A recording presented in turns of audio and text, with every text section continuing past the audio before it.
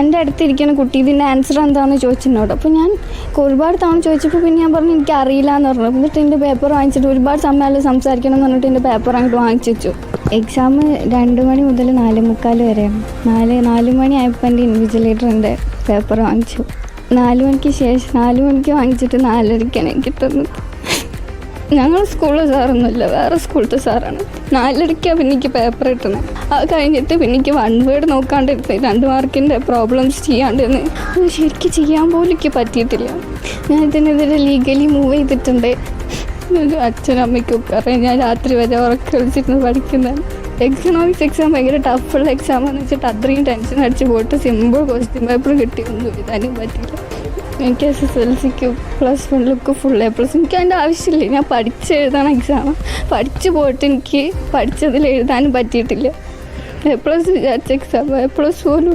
ഇന്നലെ വന്നപ്പോൾ ഭയങ്കര കരച്ചില്ല. അപ്പോൾ ഞാൻ എന്താ ചോദിച്ചപ്പോൾ പറഞ്ഞ് അമ്മയ്ക്ക് എക്സാം എഴുതാൻ കഴിഞ്ഞിട്ടില്ല, സാറിങ്ങനെ മേടിച്ചു 4:30ക്കാണ് തന്നത്, പിന്നെ ടൈമില്ലല്ലോ പറഞ്ഞിട്ട് കുട്ടി കരയുക.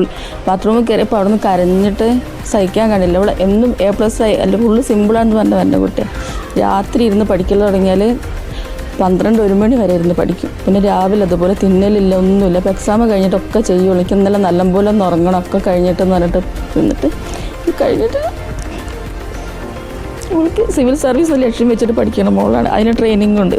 ഇതിന് എന്താ വേണ്ടത് ഒന്നും കൂടെ എക്സാം എഴുതാൻ കഴിയണം. അതിന് വേണ്ടിയിട്ടാണ് ഞങ്ങളിത് പരാതി കൊടുത്തിട്ടുള്ളത്.